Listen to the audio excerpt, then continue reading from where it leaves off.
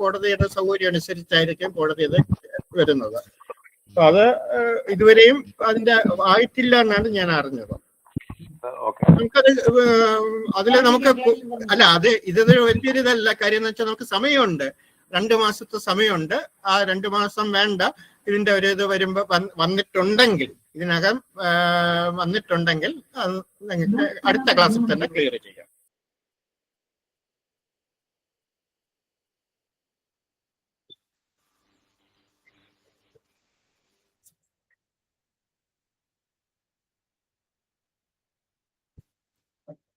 അടുത്തത് class continue ചെയ്യാണ്. ഒരേ സ്വഭാവത്തിലുള്ള, നേരത്തെ പറഞ്ഞത് ഭരണസമിതിയുടെ ഇത് തന്നെയാണ്, ഭരണസമിതി അംഗങ്ങളാവുന്നതിന്റെ ഇതാണ്. ഇത് പ്രസിഡന്റ് ആവാൻ പാടില്ല. ഒരേ സ്വഭാവത്തിൽ ഉള്ള ഒന്നിൽ കൂടുതൽ സംഘങ്ങളിൽ പ്രസിഡന്റ് ആയി ഒരാൾ അല്ലെങ്കിൽ ചെയർമാൻ, ചിലയിടത്ത് പ്രസിഡന്റ്, ബൈലയിൽ ചെയർമാൻ ആണെങ്കിൽ ചെയർമാനായിട്ട് ഇരിക്കാൻ പാടില്ല. വ്യത്യസ്ത സ്വഭാവമുള്ള 2 കൂടുതൽ സംഘങ്ങളിലും പ്രസിഡന്റോ ചെയർമാനോ ആയിരിക്കാൻ പാടില്ല.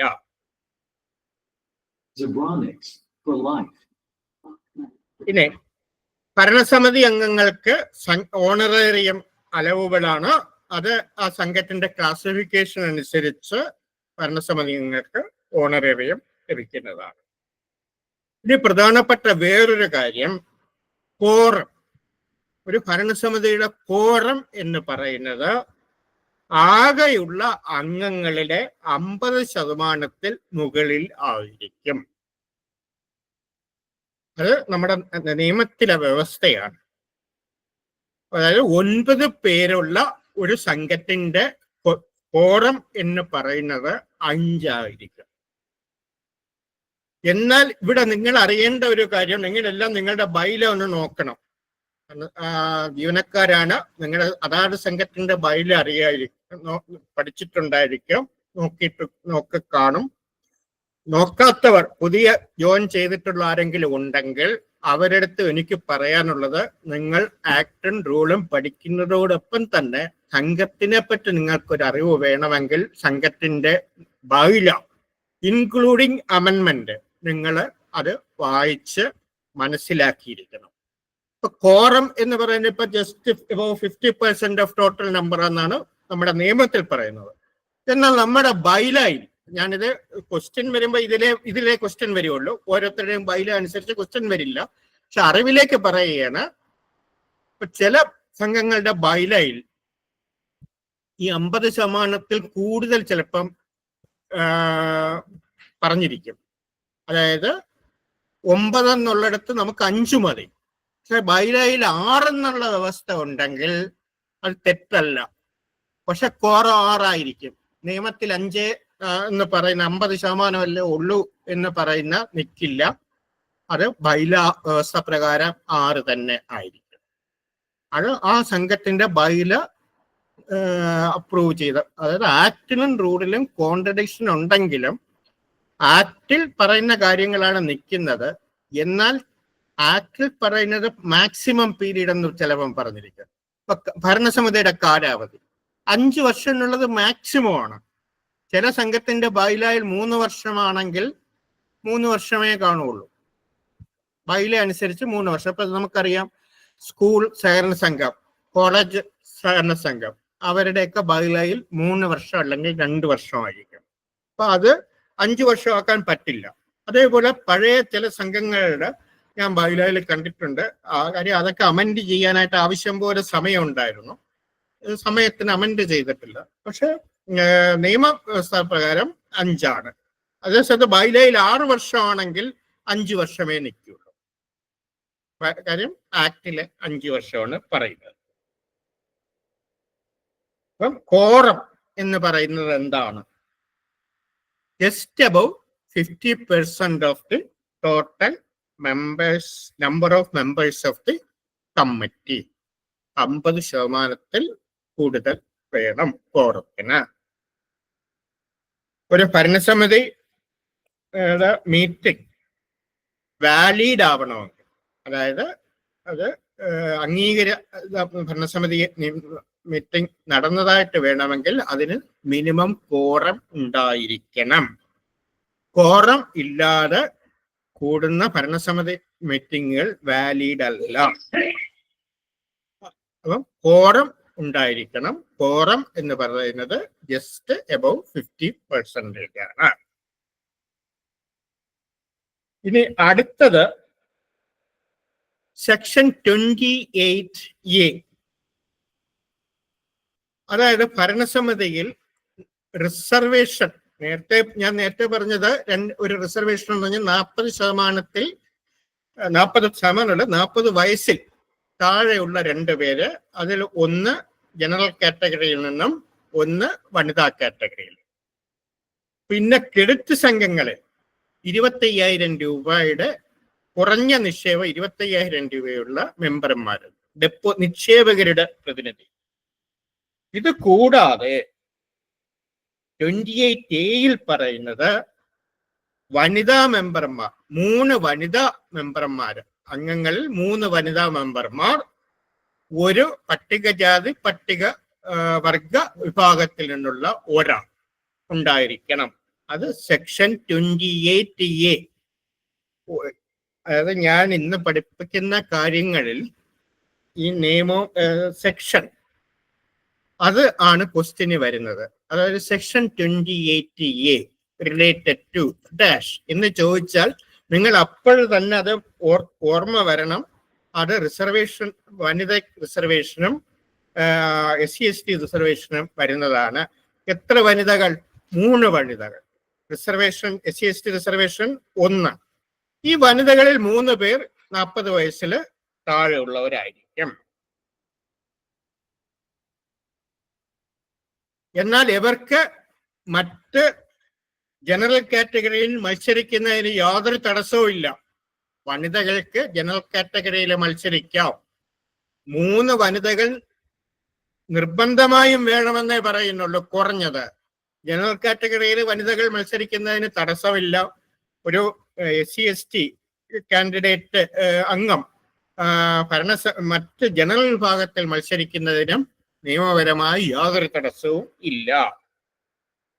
ഇനി ഒരു സംഘത്തിന്റെ ഭരണസമിതിയിൽ പട്ടികജാതി പട്ടികവർഗ വിഭാഗത്തിൽ നിന്ന് ഒരാളെ തിരഞ്ഞെടുത്തില്ല എങ്കിൽ രജിസ്ട്രാർക്ക്, അതായത് ഒഴിവ് വന്നാൽ, ആ ഒഴിവുള്ളതിൽ ജനറൽ വിഭാഗത്തിലുള്ളവർ മത്സരിക്കാൻ പാടില്ല. അത് നോമിനേഷൻ സമയത്ത്, അത് ഇലക്ഷൻ വരുമ്പോൾ ഞാൻ ഡീറ്റെയിൽ ആയിട്ട് പറയാം. ആ വിഭാഗത്തിൽ നിന്ന് ആളില്ല എങ്കിൽ ആ സീറ്റ് ഒഴിച്ചിടണം. അപ്പം അവിടെ ഒരാളെയും തിരഞ്ഞെടുത്തില്ല എങ്കിൽ രജിസ്ട്രാർക്ക് ആ സീറ്റ്, ആ ഒഴിഞ്ഞു കിടക്കുന്ന റിസർവേഷൻ സീറ്റിലേക്ക് ഒരാളെ നോമിനേറ്റ് ചെയ്യാനുള്ള അധികാരവും ഉണ്ട്. അങ്ങനെ നോമിനേറ്റ് ചെയ്യുന്ന ആളിന് തിരഞ്ഞെടുക്കപ്പെട്ട അംഗത്തിനുള്ള എല്ലാ അധികാരവും ഉണ്ടായിരിക്കുന്നതാണ്. നേരത്തെ പറഞ്ഞ് നോമിനേറ്റ് ചെയ്യുന്ന മറ്റ് നോമിനേഷൻ അല്ല ഇവിടെ. ഇത് സംഘത്തിന് ഉള്ള തിരഞ്ഞെടുക്കപ്പെടേണ്ട ഒരു സീറ്റിൽ തിരഞ്ഞെടുക്കപ്പെടാതെ ഇരിക്കുകയും അവിടെ ഒഴിഞ്ഞു കിടക്കുകയും ചെയ്യുകയാണെങ്കിൽ സംഘം ഭരണസമിതി യഥാസമയം ആ ഇതിലേക്ക് തിരഞ്ഞെടുത്തില്ല എങ്കിൽ രജിസ്ട്രാർക്ക് സംഘത്തിലെ ഒരംഗത്തിനെ അതിലേക്ക് ആ വിഭാഗത്തിൽപ്പെട്ട ഒരാളിനെ നോമിനേറ്റ് ചെയ്യാനുള്ള അധികാരം ഉണ്ടായിരിക്കുന്നതാണ്. അവർക്ക് തിരഞ്ഞെടുക്കപ്പെട്ട മറ്റംഗങ്ങൾക്കുള്ള എല്ലാ അധികാരവും അവർക്ക് ഉണ്ട്. ഇനി അടുത്തത് സെക്ഷൻ 28AA, അതായത് 2A വരും. 28AA ഒന്നും മറ്റു അടുത്തത് 28AA, അതായത് അർബൻ സഹകരണ ബാങ്കിൽ ബാങ്കിങ് എക്സ്പീരിയൻസ് ഉള്ള അല്ലെങ്കിൽ പ്രൊഫഷണൽ ക്വാളിഫിക്കേഷൻ ഉള്ള ആളിനെ റിസർവേഷൻ ചെയ്യുന്നതാണ്. ഭരണസമിതിയിൽ റിസർവ് ചെയ്യുന്നതാണ്.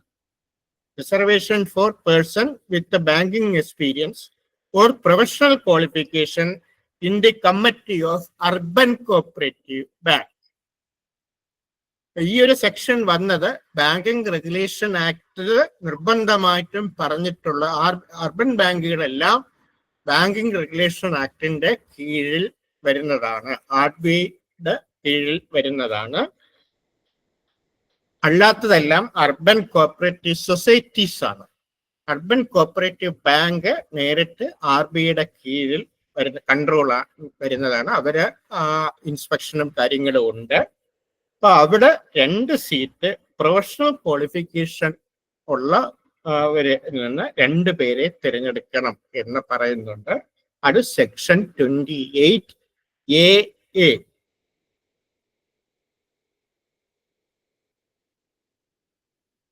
അത് നേരത്തെ പറഞ്ഞ പോലെ paid service of commercial bank, state cooperative bank, district cooperative bank, urban bank, service cooperative bank in the managerial cadre.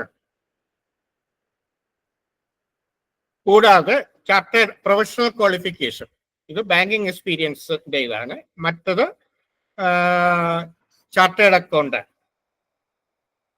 അല്ലെങ്കിൽ MBA, masters degree in business administration, ICWA, MCO with experience in banking or inspection of audit of banks including cooperative bank.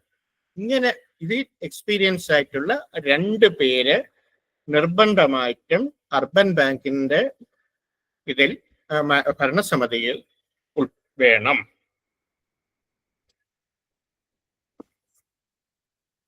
Speed കൂടി പോകുന്നുണ്ടോ? കേൾക്കുന്നുണ്ടോ? മനസ്സിലാവുന്നുണ്ടോ? എനിക്ക് ഇത് ഒരു response കിട്ടുന്നില്ല.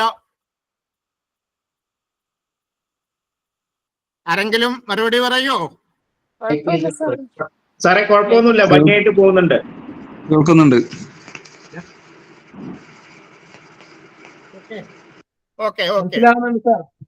Okay.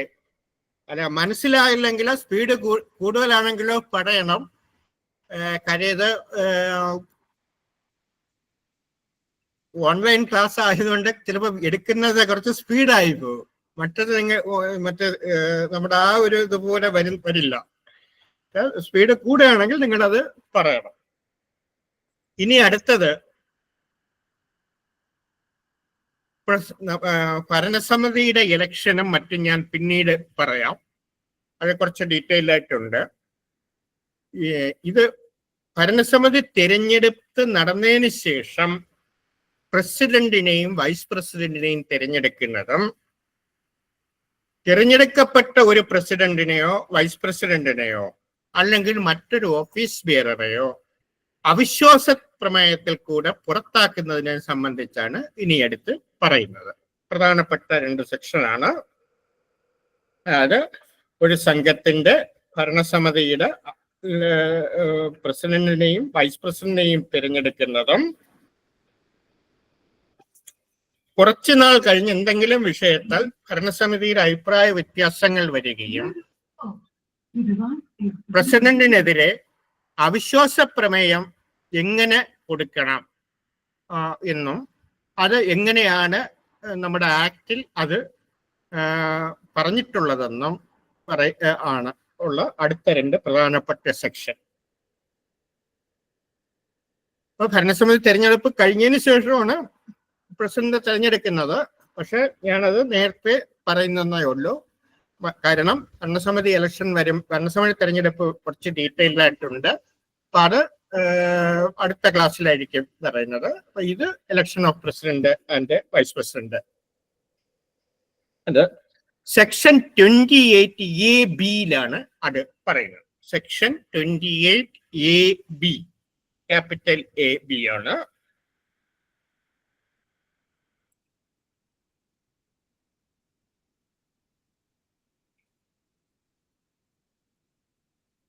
അത് എപ്പോഴും ഇലക്ഷൻ എങ്ങനെയാണ് തിരഞ്ഞെടുക്കപ്പെടേണ്ടത്, എങ്ങനെയാണ് തിരഞ്ഞെടുക്കപ്പെടേണ്ടതെന്നുള്ളത് 28AB സെക്ഷനും റൂൾ 43 ആണ്.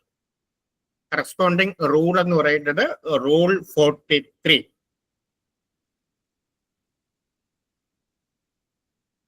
A committee constituted under subsection 1 of section 28 shall elect themselves a president, vice president. Treasurer എന്ന് പറഞ്ഞാലും ബൈലയിൽ വ്യവസ്ഥ ചെയ്തിട്ടുള്ള കാറ്റഗറിയിൽ പെടുന്ന ഒഫീഷ്യൽ കാറ്റഗറിയിൽ ഉള്ളവരാണെങ്കിൽ മാത്രമേ ട്രഷറർ വരുന്നുള്ളൂ. ഇല്ലെങ്കിൽ ചിലയിടത്ത് പ്രസിഡന്റേ കാണുള്ളൂ, ചിലയിടത്ത് ചില ബാങ്കുകളിൽ പ്രസിഡന്റും വൈസ് പ്രസിഡന്റും കാണും. നമ്മുടെ ബൈലായിൽ വ്യവസ്ഥ ചെയ്തിട്ടുള്ള പ്രസിഡന്റ്, വൈസ് പ്രസിഡന്റ്, ട്രഷറർ ഉൾപ്പെടുത്തിയിട്ടുണ്ടെങ്കിൽ treasurer or any other member by whatever name, ഏത് പേര് വെച്ച് ഉള്ള ഒഫീഷ്യൽ ആണെങ്കിലും അവരെ തിരഞ്ഞെടുക്കപ്പെടേണ്ടത് പറ്റിയാണ് 28 AB പറയുന്നത്. അത് 28 AB 1. 2 പറയുന്നത് അങ്ങനെ തിരഞ്ഞെടുക്കപ്പെട്ടിട്ടുള്ളവരെ പിന്നീട് ഒരു നോ കോൺഫിഡൻസ് മോഷൻ വഴി പുറത്താക്കുന്ന, ഭരണസമിതിയിലെ മെജോറിറ്റി ഉള്ള അംഗങ്ങളുടെ വോട്ടെടുപ്പ് നടക്കുമ്പം അവരവതരിപ്പിച്ച നോ കോൺഫിഡൻസ് മോഷൻ അനുകൂലമായിട്ട് ഭൂരിപക്ഷം പേരും സപ്പോർട്ട് ചെയ്യുകയാണെങ്കിൽ ഉള്ള കാര്യമാണ് രണ്ടാമത്തെ ഇതായിട്ട് പറയുന്നത്. അതെങ്ങനെ വേണമെന്നുള്ളത് റൂള് 43 പറയുന്നത്.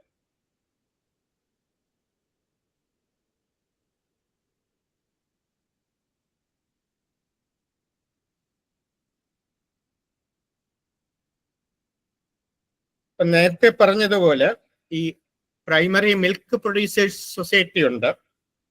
അവിടുത്തെ പ്രസിഡന്റ് അല്ലെങ്കിൽ വൈസ് പ്രസിഡന്റ് ഒരു വനിത ആയിരിക്കണമെന്ന് ഇപ്പോഴ് ഇത് rule 43(1)A, rule 43 1A Anand pattern milk producers cooperative സൊസൈറ്റിയിലെ പ്രസിഡന്റ് അല്ലെങ്കിൽ വൈസ് പ്രസിഡന്റ് വനിതാ വിഭാഗത്തിൽ നിന്നായിരിക്കണം എന്ന് പറയുന്നുണ്ട്. സാധാരണഗതിയിൽ പ്രസിഡന്റിനെയും വൈസ് പ്രസിഡന്റിനെയും തിരഞ്ഞെടുക്കുന്നത് ഭരണസമിതി തിരഞ്ഞെടുപ്പ് കഴിഞ്ഞ് 7 ദിവസത്തിനകത്ത് സംഘത്തിന്റെ പ്രസിഡന്റിനെയും വൈസ് പ്രസിഡന്റിനെയും തിരഞ്ഞെടുത്തിരിക്കണം. മാക്സിമം 7 ദിവസമാണ്.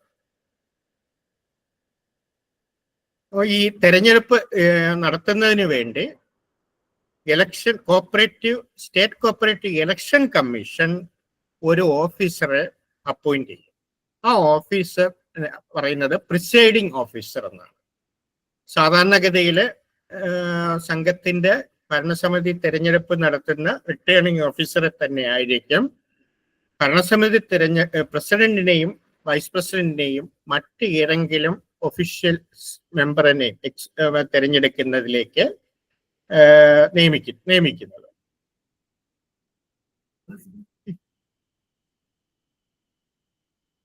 ഇലക്ഷൻ കമ്മീഷനാണ് അപ്പോയിന്റ് ചെയ്യുന്നത്.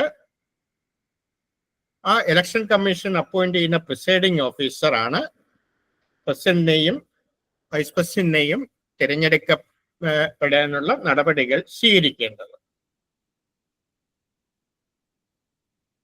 അതേപോലെ ഒരു സംഘത്തിൽ ഭരണസമിതി തെരഞ്ഞെടുപ്പ് നടന്നു, ഭരണസമിതി ചാർജ് എടുത്തു, അവര് കണ്ടിന്യൂ ചെയ്തുകൊണ്ടിരിക്കുമ്പോൾ ആകസ്മികമായി ഭരണസമിതിയിൽ ഒഴിവുകൾ വരും. ഒരു ഭരണസമിതി അംഗം ചിലപ്പോൾ ജോലി കിട്ടി പുറത്തേക്ക്, ഞാൻ ഒരു ഉദാഹരണം പറഞ്ഞതേ ഉള്ളൂ, ആ സ്ഥലത്ത് നിന്ന് മാറിപ്പോവുകയാണ്. അപ്പൊ അദ്ദേഹത്തിന് ജോലി കിട്ടി. അപ്പൊ എന്ത് ചെയ്യും? ഭരണസമിതി അംഗത്വം രാജിവെക്കും. അല്ലെങ്കിൽ ചിലപ്പോൾ ആകസ്മികമായി വേറൊരു ഒഴിവ് വരും, ഒരാള് മരണപ്പെട്ടു പോയി, അപ്പോഴും ഒഴിവ് വരും. ആ ഒഴിവുകൾ നികത്തുന്നതിനെ പറ്റി നികത്തുന്നതും ഇതിൽ പറയുന്നുണ്ട്.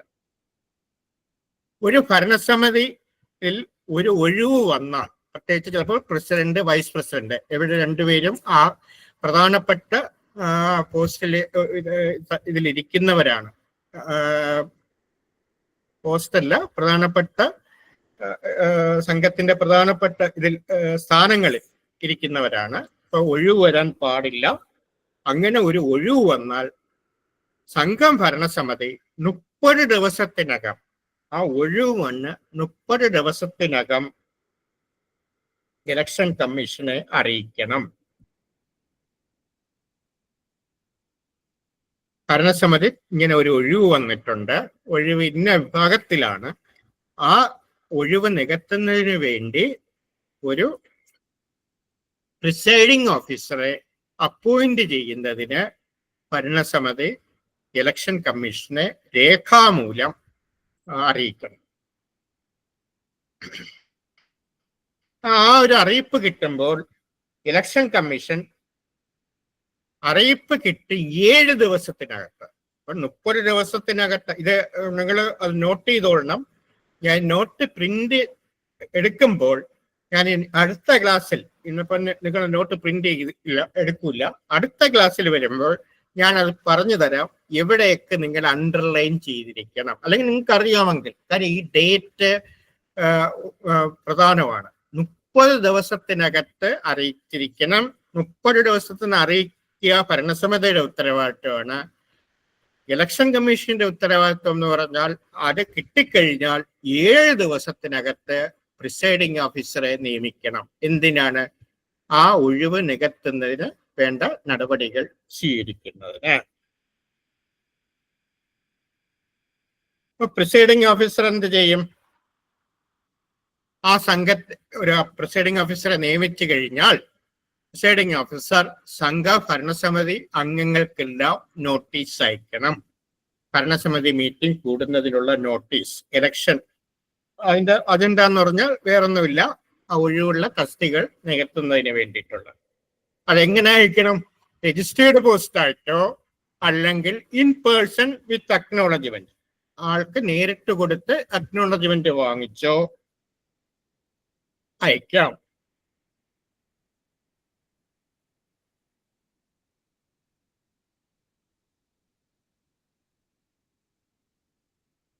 ഈ മീറ്റിംഗ് കൂടുന്ന ദിവസം ആ മീറ്റിംഗിന്റെ പ്രസിഡന്റ് ഉണ്ടെങ്കിൽ പോലും ആ മീറ്റിംഗിന്റെ പ്രിസൈഡ് ചെയ്യുന്നത് ആരായിരിക്കണം? ഈ പ്രിസൈഡിംഗ് ഓഫീസറാണ്. പ്രസിഡന്റ് അല്ല, പ്രിസൈഡിംഗ് ഓഫീസറുടെ അധ്യക്ഷതയിലാണ് ആ ഭരണസമിതി മീറ്റിംഗ് കൂടുന്നത്. അപ്പം ഒരു ഒഴിവ് വന്നു, ആ ഒഴിവിലേക്ക് ഒന്നിൽ കൂടുതൽ സ്ഥാനാർത്ഥികൾ ഉണ്ടെങ്കിൽ അവിടെ എന്ത് വരും? രഹസ്യ ബാലറ്റ് പ്രകാരമുള്ള പോളിംഗ് നടത്തണം. അതിനുവേണ്ടി ബാലറ്റ് പേപ്പർ തയ്യാറാക്കണം. 15 മാക്സ്, അത് വലിയ പാടുള്ള കാര്യമല്ല. നേരത്തെ പറഞ്ഞതുപോലെ ഭരണസമിതിയിൽ മാക്സിമം എത്ര പേരെ കാണുള്ളൂ? 15 പേർ. 15 പേരുള്ള ഭരണസമിതിയിൽ ഒരേ ഒഴിവ് വന്നു, അപ്പം ബാക്കി 14 പേരേ ഉള്ളൂ. ഈ അതായത് ഭരണസമിതി മെമ്പർ ആവാൻ ഇതല്ല, പ്രസിഡന്റ്, വൈസ് പ്രസിഡന്റ് അല്ലെങ്കിൽ മറ്റു ഓഫീസ് ബെയറർ, ഇവരെ തിരഞ്ഞെടുക്കുന്ന കാര്യമാണ് പറയുന്നത്. ഒരു മത്സരമുണ്ടെങ്കിൽ അതിനു വേണ്ട അറേഞ്ച്മെന്റ്, ബാലറ്റ് പേപ്പർ, മറ്റു കാര്യങ്ങൾ. പ്രസിഡന്റ് സ്ഥാനത്തേക്കാണ് മത്സരം. അപ്പൊ അതിൽ രഹസ്യ ബാലറ്റ് പ്രകാരമുള്ള ബാലറ്റ്,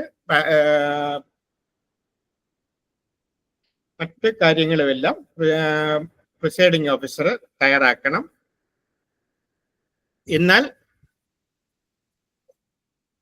ഒരാളെ ഉള്ളൂ എങ്കിൽ ആ ആള് എലക്ട് ചെയ്തതായിട്ട് പ്രഖ്യാപിക്കുകയും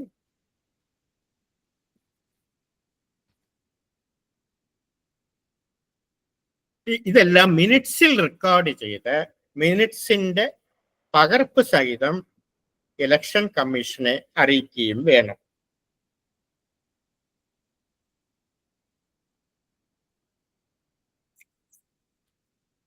നോട്ടില് വളരെ ഡീറ്റെയിൽ ആയിട്ട് തന്നെയാണ് നിങ്ങൾക്ക് തന്നിട്ടുള്ളത്. കാര്യം ഞാൻ അത്രയും ഡീറ്റെയിൽ ആയിട്ട് തന്നത് ഇപ്പൊ പരീക്ഷയ്ക്ക് എക്സാം പോയിന്റ് ഓഫ് വ്യൂവിന് വേണ്ടി മാത്രമല്ല. നിങ്ങളെല്ലാവരും ഏതെങ്കിലും ബാങ്കിന്റെ ജീവനക്കാരാണ്. അപ്പൊ ഇലക്ഷൻ എന്ന് പറയുന്നത് നിങ്ങൾക്ക് നാളൊരു കാലത്ത് ചീഫ് എക്സിക്യൂട്ടീവായിട്ട് ഇലക്ഷൻ നടത്തുമ്പോൾ നിങ്ങൾ ചെയ്യേണ്ട കാര്യങ്ങളെ പറ്റി മനസ്സിലാക്കാനും അറിഞ്ഞിരിക്കണം. ഇപ്പം പലരും വരുന്നത് പല മാറി നിൽക്കുകയോ എടുക്കുകയോ ചെയ്യുകയാണെങ്കിൽ ഇലക്ഷൻ സമയത്ത് ആയിരിക്കും പ്രൊമോഷൻ കിട്ടുന്നത്. പ്രൊമോഷൻ കിട്ടിയ ചീഫ് എക്സിക്യൂട്ടീവ് ആയിട്ടിരിക്കുമ്പോൾ ഓരോ കാര്യങ്ങൾ കൈകാര്യം ചെയ്തില്ല എങ്കിൽ അത് പിന്നെ അത് നിങ്ങൾക്ക് തന്നെ ബുദ്ധിമുട്ടായിട്ട് വരും. അപ്പൊ അതുകൊണ്ട് ഈ കാര്യങ്ങളെല്ലാം നിങ്ങൾ നല്ലതുപോലെ മനസ്സിലാക്കുന്നതിന് വേണ്ടിയിട്ടാണ് ഡീറ്റെയിൽഡ് ആയിട്ട് തന്നിട്ടുള്ളത്. ഈ നോട്ട് 1-2 പ്രാവശ്യം വായിച്ചു നോക്കുകയും പ്രധാനപ്പെട്ട പോയിന്റ്സ് അടയാളപ്പെടുത്തുകയും, മാത്രമല്ല ഞാൻ നേരത്തെ പറഞ്ഞതുപോലെ ഈ ഒരു 4ാമത്തെ ചാപ്റ്ററിൽ നിന്ന് മാത്രമായിട്ട്, chapter 4 management of cooperative societies, അതിൽ നിന്ന് മാത്രം ഞാൻ 100 ക്വസ്റ്റ്യൻ അതിൽ നിൽക്കുന്നതല്ല, പക്ഷെ ഞാനൊരു 100 ക്വസ്റ്റ്യൻ തയ്യാറാക്കിയിട്ടുണ്ട്. അപ്പൊ ഇത് നിങ്ങൾ പഠിച്ചു, നോട്ടും പഠിച്ചു, ഈ 100 ക്വസ്റ്റ്യനും വായിക്കുമ്പോൾ ഏകദേശം നിങ്ങൾക്ക് ഈ ഒരു ഇതിലുള്ള സംശയങ്ങൾ, പിന്നെയും ക്വസ്റ്റ്യൻസ് 100 അതിൽ കൂടുതൽ ചോദിക്കാം, എന്നാലും ബാക്കി നിങ്ങൾ അങ്ങോട്ടും ഇങ്ങോട്ടും ഷെയർ ചെയ്യുന്നത് ഉൾപ്പെടെ വരുമ്പോഴത്തേക്കിന് കൂടുതൽ നിങ്ങൾക്ക് ഒരു ഇത്. പക്ഷെ അതാത് ദിവസം പഠിക്കണം. കാര്യം ഇത് ഇനി അങ്ങോട്ട് വരുമ്പോൾ ആക്ട് ആൻഡ് റൂള് മൊത്തം ഞാൻ ആകെ ഈ മാനേജ്മെന്റ് മാത്രമേ എടുക്കുന്നുള്ളൂ, ബാക്കി രാജസാറാണ് എടുക്കുന്നത്. രാജസാർ ഈ പോർഷനൊക്കെ വരുമ്പോഴത്തേക്കിന് ഓടിച്ചു പോവുകയുള്ളൂ. കാര്യം ഡീറ്റെയിൽ ആയിട്ട് ഞാൻ പറഞ്ഞു തന്നു. അപ്പൊ സാർ അത് പറഞ്ഞു പോവുകയുള്ളൂ. അപ്പൊ നിങ്ങളിത് അതാത് ദിവസം പറഞ്ഞു തരുന്നത് അത് കഴിയുന്നതും അന്ന് തന്നെ പോയി ഒന്ന് വായിച്ചു നോക്കുകയും, ഇപ്പൊ ഇന്ന് പ്രിന്റ് എടുക്കാൻ പറ്റില്ലെങ്കിൽ നാളെ പ്രിന്റ് എടുക്കണം. നാളെ പ്രിന്റ് എടുത്ത് അത് 2-3 പ്രാവശ്യം അത് വായിച്ചു നോക്കുക, സംശയമുള്ളത്. എന്നിട്ട് ആ പ്രിന്റ് കഴിയുന്നതും അടുത്ത ക്ലാസ്സിൽ, എന്റെ ക്ലാസ്സിൽ ഇത് കൊണ്ടുവരിക. കാര്യം ചിലപ്പം എന്തെങ്കിലും ടൈപ്പ് ചെയ്തതിലൊക്കെ ഉള്ള വ്യത്യാസങ്ങൾ ചിലപ്പം വരാം. ഞാൻ 1-2 പ്രാവശ്യം നോക്കി, എന്നാലും ചില വ്യത്യാസങ്ങൾ ചിലപ്പം ചിലത് വരാം. അത് എന്തെങ്കിലും ഉണ്ടെങ്കിൽ അത് അപ്പം പറഞ്ഞു തരാം. അണ്ടർലൈൻ ചെയ്ത് വെക്കേണ്ട കാര്യങ്ങൾ, അതായത് ഇമ്പോർട്ടൻ്റ് ആയിട്ടുള്ള കാര്യങ്ങൾ, അത് ഇതെല്ലാം നിങ്ങൾക്ക് ആവശ്യമില്ല, എനിക്കറിയാം. പക്ഷെ എടുത്തപ്പം കുറച്ച് ഡീറ്റെയിൽ ആയിട്ടാണ് എടുത്തന്നേ ഉള്ളൂ. പിന്നെ ഒരു ഭരണസമിതിയിലെ ഒരു ഉദാഹരണം ആണ്, അത് നിങ്ങളുടെ അറിവിലേക്കും വേണ്ടി പറയുകയാണ്. ഒന്നിൽ കൂടുതൽ കാൻഡിഡേറ്റ് ഉണ്ടായിരുന്നു. പ്രസിഡന്റ് സ്ഥാനത്തേക്ക് തന്നെ വെക്കുക. പ്രസിഡന്റ് സ്ഥാനത്തേക്ക് ഒഴിവ് വന്നത്. പ്രസിഡന്റ് സ്ഥാനത്തേക്ക് ഇടക്കാല ഒഴിവ് വന്നു. ആ ഇടക്കാല ഒഴിവ് നികത്താൻ വേണ്ടി ആണ് ഭരണസമിതി തീരുമാനമെടുത്ത് പ്രിസൈഡിംഗ് ഓഫീസറെ അപ്പോയിന്റ് ചെയ്തു. പ്രിസൈഡിംഗ് ഓഫീസർ വന്നു. അപ്പോഴത്തേന് ഇടക്കാല ഒഴിവിലേക്ക് മത്സരം ഉണ്ടായി. മത്സരം തന്നു. വോട്ടെടുപ്പ് നടന്നു. വോട്ടെണ്ണിയപ്പം തുല്യ വോട്ട്, 2 പേർക്കും ഒരേപോലെ തുല്യ വോട്ട്. അങ്ങനെയാണെങ്കിൽ ഈ പ്രിസൈഡിംഗ് ഓഫീസറാണ് ലോട്ടിൽ കൂടെ ആരാണ് ജയിച്ചതെന്ന് നറുക്കെടുപ്പ് നടത്തും. ആ നറുക്കെടുപ്പ് നടത്തി അതിൽ വിജയിക്കുന്ന ആളാണ് നറുക്കെടുപ്പ് നടത്തിയിട്ട് അതിൽ കൂടെയാണ് വിജയിയെ നിർണയിക്കുന്നത്. അപ്പം ഇതെല്ലാം മിനിറ്റ്സിൽ റെക്കോർഡ് ചെയ്യുകയും പ്രിസൈഡിംഗ് ഓഫീസർ മിനിറ്റ്സിൽ അറ്റച്ച് ചെയ്യുകയും വേണം. പ്രിസൈഡിംഗ് ഓഫീസർ മിനിറ്റ്സ് റെക്കോർഡ് ചെയ്യുകയും അറ്റച്ച് ചെയ്യുകയും അതിൻ്റെ ഒരു കോപ്പിയും റിപ്പോർട്ടുമായിട്ട് സ്റ്റേറ്റ് കോപ്പറേറ്റീവ് ഇലക്ഷൻ കമ്മീഷനെ അറിയിക്കുകയും വേണം. ഇലക്ഷൻ നടന്നിട്ടുണ്ടെങ്കിൽ ആ ബാലറ്റ് പേപ്പർ ഇത് നോമിനേഷൻ, മറ്റ് ബാലറ്റ് പേപ്പർ ഇതെല്ലാം സീല് ചെയ്ത് 3 മാസം സൂക്ഷിക്കണം. ഈ 3 മാസം എന്ന് പറഞ്ഞാൽ ഡേറ്റ് ഓഫ് എലക്ഷൻ മുതൽ 3 മാസം വരെ. ആരാണ് സൂക്ഷിക്കേണ്ടത്? സംഘത്തിന്റെ ചീഫ് എക്സിക്യൂട്ടീവ് ആണ് സൂക്ഷിക്കേണ്ടത്. ചീഫ് എക്സിക്യൂട്ടീവ്, സെക്രട്ടറി, MD, അങ്ങനെ ജനറൽ മാനേജർ ആരായിരുന്നാലും അവര് ഇത് സൂക്ഷിച്ചു വെക്കണം. ഈ പീരീഡ് കഴിഞ്ഞ് മറ്റു ഡിസ്പ്യൂട്ടുകളോ ഇത് സംബന്ധിച്ച കേസോ കോടതിയിൽ കേസോ ഇല്ല എങ്കിൽ 3 മാസം കഴിഞ്ഞ് ഇതിനെ സെക്രട്ടറിക്ക് നശിപ്പിക്കാം. അതേസമയത്ത് ഇലക്ഷൻ ഡിസ്പ്യൂട്ട് ഉണ്ടെങ്കിൽ അതിലൊരു തീരുമാനം വരുന്നത് വരെ ഇതിന്റെ ഇലക്ഷൻ മെറ്റീരിയൽസ് സൂക്ഷിക്കണം.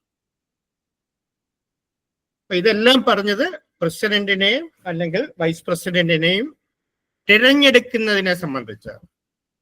ഇടക്കാല ഒഴിവും അല്ലാതെയുള്ള തിരഞ്ഞെടുപ്പും ഇതേ ഇതാണ്. ഇടക്കാല തിരഞ്ഞെടുപ്പിലേക്ക് വന്നേ ഉള്ളൂ. മറ്റ് രണ്ടും ഏകദേശം ഒരേപോലെ തന്നെയാണ്.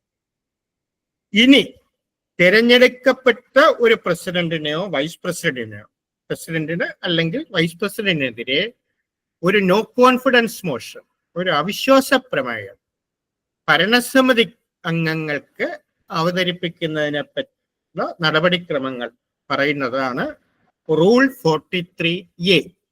റൂൾ 43A എന്ന് പറയുന്നത്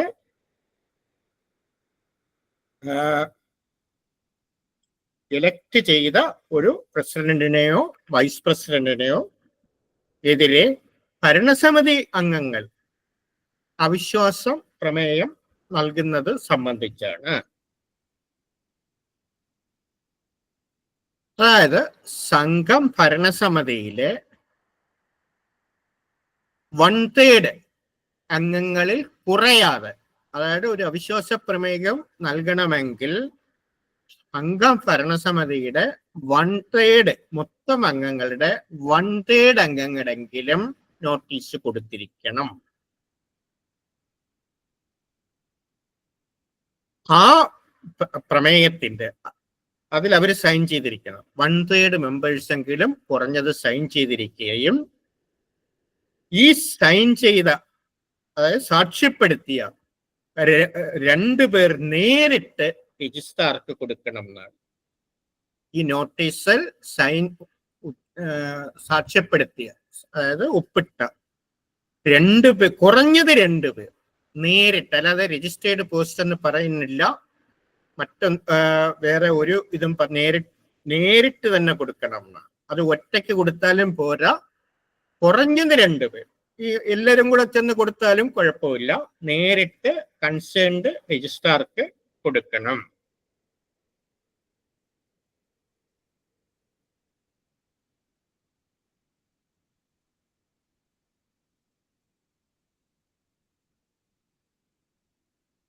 ഇത് കിട്ടിക്കഴിഞ്ഞാൽ രജിസ്ട്രാർ ഉടനെ തന്നെ ഒരു പ്രിസൈഡിംഗ് ഓഫീസറെ അപ്പോയിന്റ് ചെയ്യും. കാര്യം നോട്ടീസ് രജിസ്ട്രാർക്ക് കിട്ടി 30 ദിവസത്തിനകം അതിലൊരു തീരുമാനം എടുത്തിരിക്കണം. അതും ഓർത്തോളണം. അപ്പം ഇതിൽ 2 കാര്യങ്ങൾ ഇപ്പോൾ തന്നെ ക്വസ്റ്റ്യൻ വരുന്നുണ്ട്. ഒന്ന്, നോ കോൺഫിഡൻസ് മോഷൻ കൊടുക്കുന്നത് ടോട്ടൽ ഭരണസമിതി അംഗങ്ങളുടെ ആകെ ഉള്ള സംഖ്യകളുടെ 1/3 അംഗങ്ങളെങ്കിലും കുറയാൻ പാടില്ല, കൂടാം 1/3 അംഗങ്ങളെങ്കിലും ആ നോ കോൺഫിഡൻസ് മോഷൻ സാക്ഷ്യപ്പെടുത്തിയിരിക്കണം, അവിശ്വാസ പ്രമേയം സാക്ഷ്യപ്പെടുത്തിയിരിക്കണം. ഇത് രജിസ്ട്രാർക്ക് നേരിട്ട് കുറഞ്ഞത് 2 പേർ നേരിട്ട് രജിസ്ട്രാർക്ക് കൊടുത്തിരിക്കണം. അല്ലാതെ രജിസ്റ്റേർഡ് പോസ്റ്റോ മറ്റൊന്നും ഇതിൽ പറയുന്നില്ല, നമ്മുടെ നിയമത്തിൽ പറയുന്നില്ല. നേരിട്ട് കുറഞ്ഞത് 2 പേർ, കൂടുതൽ എത്ര പേര് വേണോ ആവാം, ഒപ്പിട്ട എല്ലാവരും ആകാം. ഇത് കിട്ടിക്കഴിഞ്ഞാൽ രജിസ്ട്രാർ ഇമ്മീഡിയറ്റ് ആയിട്ട് തന്നെ ഒരു പ്രിസൈഡിംഗ് ഓഫീസർ അപ്പോയിന്റ് ചെയ്യും. കാരണം നടപടിക്രമങ്ങൾ 30 ദിവസത്തിനകത്ത് തീർത്തിരിക്കണം. അവിശ്വാസ പ്രമേയം ചർച്ച ചെയ്യാൻ ഭരണസമിതി മീറ്റിംഗ് വിളിക്കണം. ആ മീറ്റിംഗ് വിളിക്കുന്നതിന് കുറഞ്ഞത് 15 ദിവസത്തെ സമയം പ്രിസൈഡിംഗ് ഓഫീസർ അംഗങ്ങൾക്ക് കൊടുത്തിരിക്കണം. ഇത് മീറ്റിംഗ്, അതായത് അംഗങ്ങൾക്ക് നോട്ടീസ് നോട്ടീസ് നമ്മുടെ കൂടുന്ന ദിവസം, അതായത് അവിശ്വാസ പ്രമേയം ചർച്ച ചെയ്യുന്ന ഭരണസമിതി മീറ്റിംഗ് കൂടുന്നതിന് 15 ദിവസത്തിന് മുമ്പ് അംഗങ്ങൾക്ക് നോട്ടീസ് കൊടുത്തിരിക്കണം.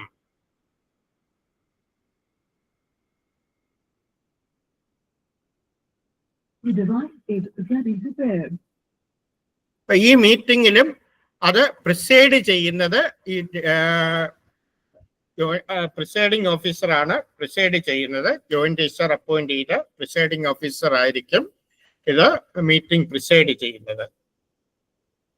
ഇങ്ങനെ കൂടുന്ന മീറ്റിംഗ് യാതൊരു കാരണവശാലും അജേൺ ചെയ്യാൻ പാടില്ല, നിർത്തിവെക്കാൻ പാടില്ല. അത് ഓർത്തോളണം. പ്രിസൈഡിംഗ് ഓഫീസറുടെ അധ്യക്ഷതയിലായിരിക്കും മീറ്റിംഗ് കൂടുന്നത്. ഈ മീറ്റിംഗ് യാതൊരു കാരണവശാലും നിർത്തിവെക്കാൻ പാടില്ല.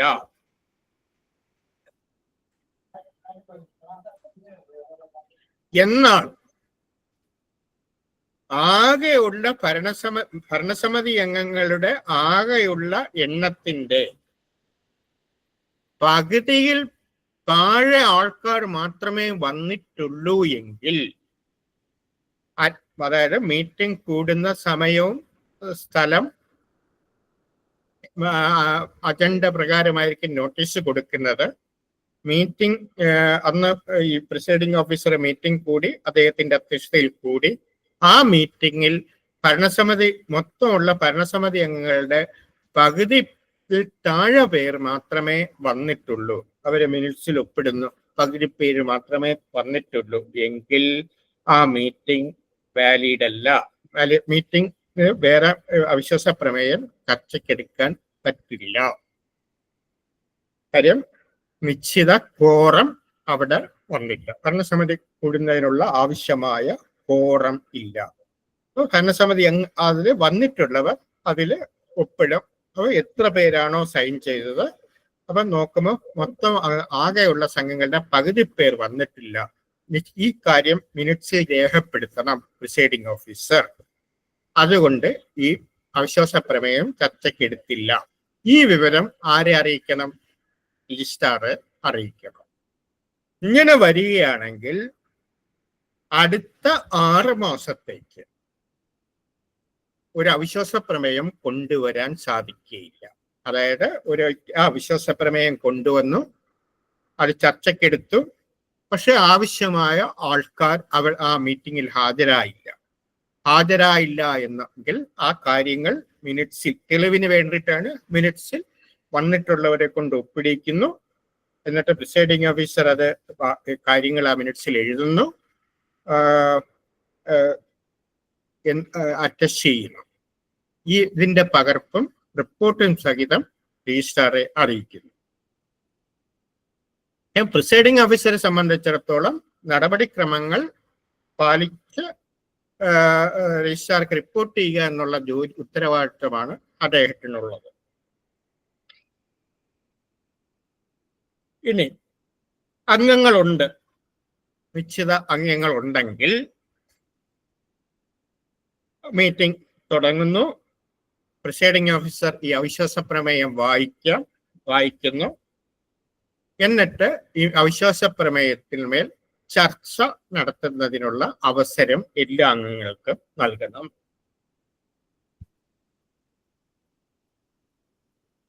അതിലെ ഡിബേറ്റ് ഒരു കാരണവശാലും അഡ്ജേൺ ചെയ്യാൻ പാടില്ല. പ്രിസൈഡിംഗ് ഓഫീസർ അതിൽ ഒരു അനുകൂലിച്ചോ പ്രതികൂലിച്ചോ പ്രിസൈഡിംഗ് ഓഫീസർ അതിലൊരു അഭിപ്രായവും രേഖപ്പെടുത്താൻ പാടില്ല. അത് കഴിഞ്ഞ് ഡിബേറ്റ് എല്ലാം കഴിഞ്ഞതിന് ശേഷം അത് വോട്ടിനിടും.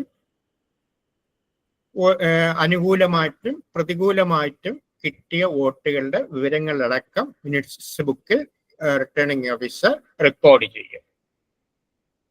എന്നിട്ട് അതിൻ്റെ ഒരു പകർപ്പ് സഹിതം, ആകെ 9 അംഗങ്ങൾ ഉണ്ടായിരുന്നു, അതിൽ 5 പേർ അവിശ്വാസ പ്രമേയത്തിന് എതിരായിട്ട് വോട്ട് ചെയ്തു, 4 പേർ അനുകൂലിച്ച് വോട്ട് ചെയ്തു. ഈ വിവരം മാത്രം. അതുകൊണ്ട് അവിശ്വാസ പ്രമേയം പാസ്സായിട്ടില്ല. ഈ വിവരമായിരിക്കും റിട്ടേണിംഗ് ഓഫീസർ രജിസ്ട്രാർക്ക് നൽകുന്നത്. എന്നാൽ അവിശ്വാസ പ്രമേയം പാസ്സായെങ്കിൽ തിരിച്ചാണെങ്കിൽ, അതായത് 5 പേർ അവിശ്വാസ പ്രമേയത്തെ അനുകൂലിച്ച് വോട്ട് ചെയ്തു, 4 പേർ എതിർത്ത് വോട്ട് ചെയ്തു, അവിശ്വാസ പ്രമേയം പാസ്സായി. ഈ വിവരം കാണിച്ചുകൊണ്ട് രജിസ്ട്രാർക്ക് റിപ്പോർട്ട് ചെയ്യും.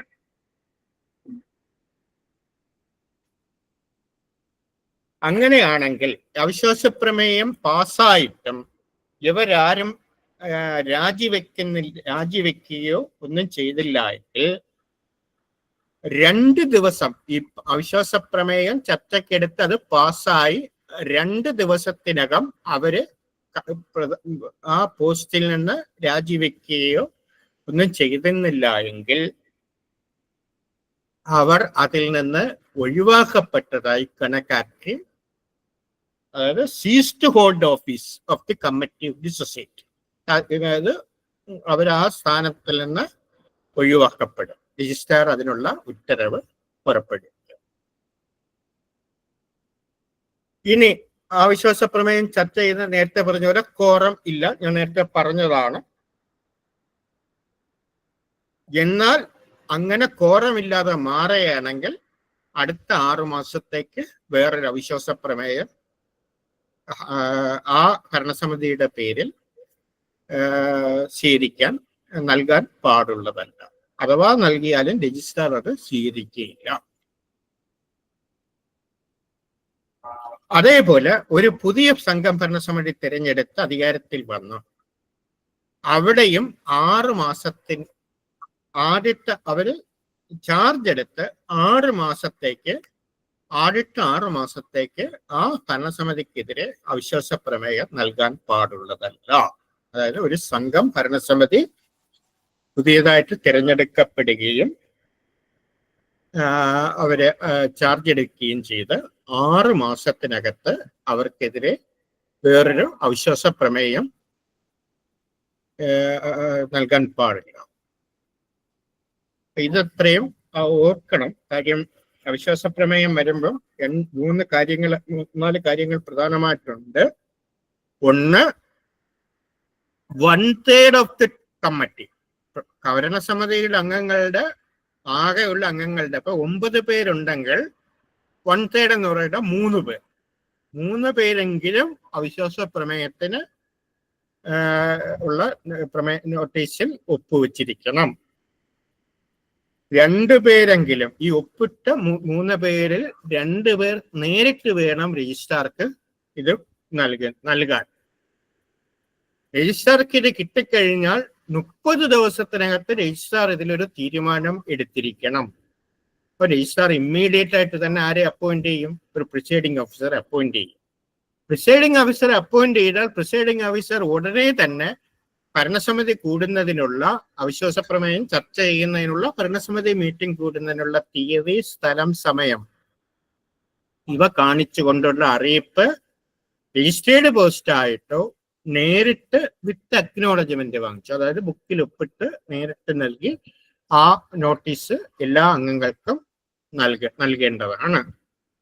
ഈ അവിശ്വാസ പ്രമേയം ചർച്ച ചെയ്യുന്ന ദിവസം അംഗങ്ങൾ ആകെയുള്ള അംഗങ്ങളുടെ പകുതിയിൽ താഴെ പേർ മാത്രമേ വരുന്നുണ്ടെങ്കിൽ ആ കാര്യം മിനിറ്റ്സ് ബുക്കിൽ രേഖപ്പെടുത്തി വരുന്നവരെ കൊണ്ട് ഒപ്പിടിച്ച് ഹാജരായി എന്നുള്ള ഒപ്പിടിച്ച് ഇത്ര പേര് മാത്രമേ വന്നിട്ടുള്ളൂ, ഇത് ആ സംഘത്തിന്റെ ആകെയുള്ള അംഗങ്ങളുടെ പകുതിയിൽ കുറച്ച് പേർ മാത്രമാണ്, ഈ വിവരം കാണിച്ച് രജിസ്ട്രാർക്ക് നോട്ടീസ് റിപ്പോർട്ട് നൽകണം. ഇനി അവിശ്വാസ പ്രമേയം പാസ്സായി കഴിഞ്ഞാൽ ആ കാര്യവും രജിസ്ട്രാർക്ക് നോട്ടീസ് നൽകണം, റിപ്പോർട്ട് നൽകണം. പാസ്സായി കഴിഞ്ഞാൽ 2 ദിവസത്തിനകത്ത് അവർ രാജിവെച്ചില്ല എങ്കിൽ രജിസ്ട്രാർക്ക് അവരുടെ സ്ഥാനത്ത് നിന്ന് നീക്കം ചെയ്യാവുന്നതാണ്. അതായത് ആ സ്ഥാനം ഒഴിഞ്ഞതായിട്ട് തന്നെ കണക്കാക്കും. പിന്നെ കോറമില്ലാതെ വരികയാണെങ്കിൽ, അവിശ്വാസ പ്രമേയം നൽകിയിട്ടും സംഘത്തിന് കോറമില്ലാതെ അത് മാറ്റിവെക്കുകയാണെങ്കിൽ വേറൊരു അവിശ്വാസ പ്രമേയം അതേ കമ്മിറ്റിയുടെ ഇതിൽ അടുത്ത 6 മാസത്തേക്ക് അവതരിപ്പിക്കാൻ പറ്റില്ല. 6 മാസം കഴിഞ്ഞതിന് ശേഷം മാത്രമേ വേറൊരു അവിശ്വാസ പ്രമേയം നൽകാൻ പാടുള്ളൂ. പിന്നെ ഒരു സംഘത്തിന്റെ ഭരണസമിതി തിരഞ്ഞെടുപ്പ് കഴിഞ്ഞ് ഒരു പുതിയ ഭരണസമിതി വന്നാലും അവരെ ആദ്യത്തെ 6 മാസത്തേക്ക് വേറെ ഒരു അവിശ്വാസ പ്രമേയ നോട്ടീസ് അവർക്കെതിരെ നൽകാൻ നിയമത്തിൽ വ്യവസ്ഥയില്ല.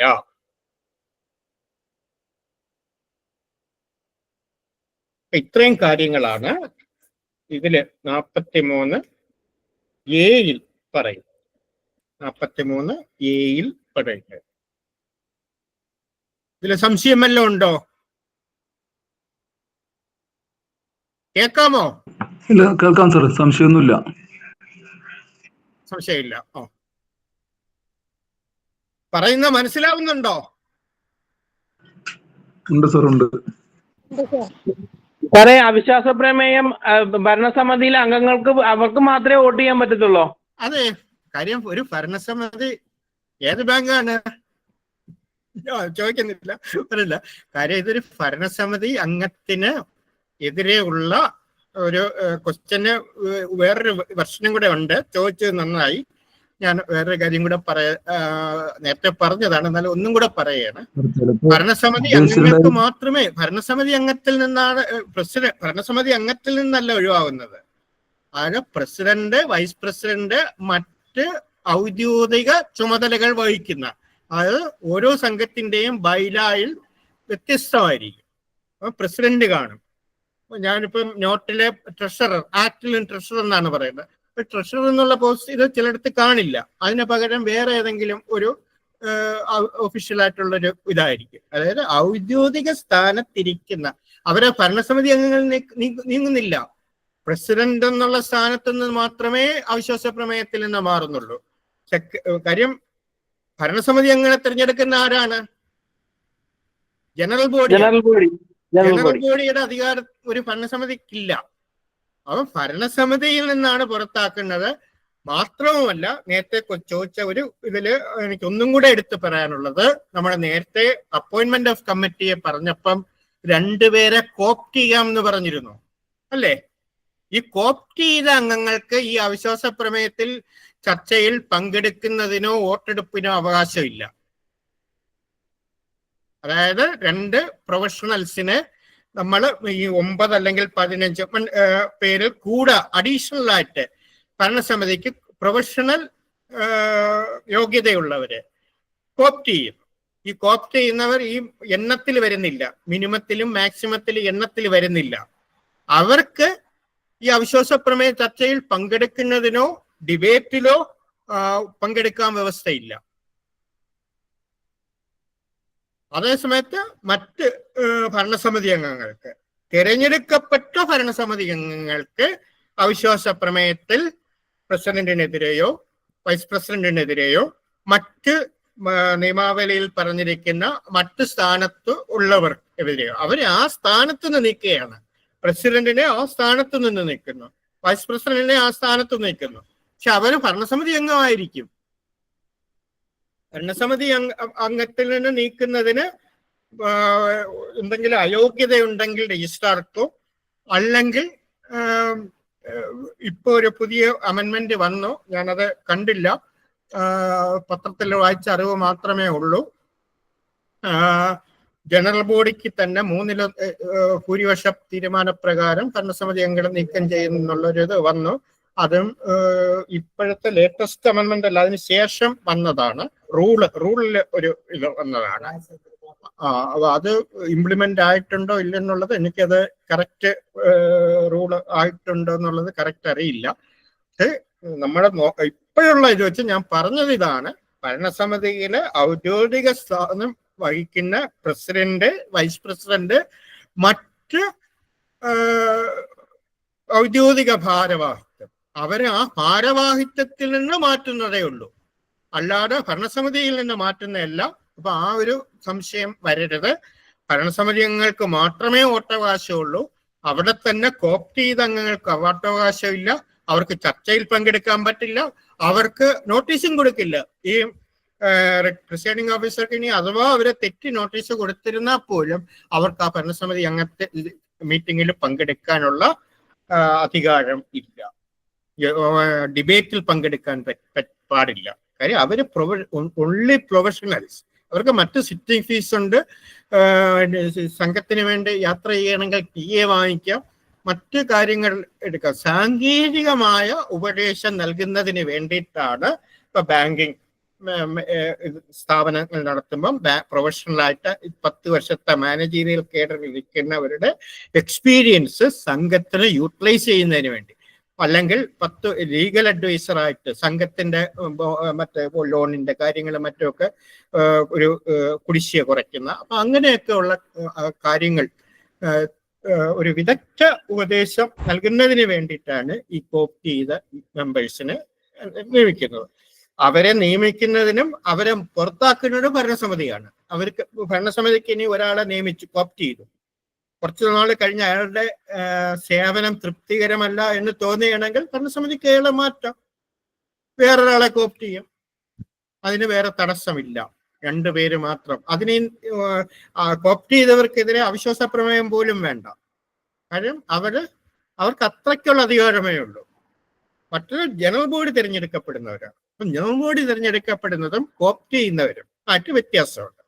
പക്ഷെ മറ്റേ നോമിനേറ്റ് ചെയ്യുന്ന, അതായത് ഒരു സംഘത്തിന്റെ ഭരണസമിതിയിൽ ഒരു ഒഴിവ് വരികയും അതിന്റെ ഭരണസമിതിയുടെ കാലാവധിയുടെ പകുതി ടൈം കഴിയും, അതായത് ഇപ്പൊ 5 വർഷത്തെ ഒരു കാലാവധിയിൽ 2.5 വർഷം കഴിഞ്ഞ് ഭരണസമിതിയിലെ ഒരു ആകസ്മിക ഒഴിവ് വരികയാണെങ്കിൽ ഭരണസമിതിക്ക് അവിടെ ആ കാറ്റഗറിയിൽപ്പെട്ട ഒഴിവ് ഏത് വിഭാഗത്തിൽ നിന്നാണോ അതിൽ നിയമിക്കാം.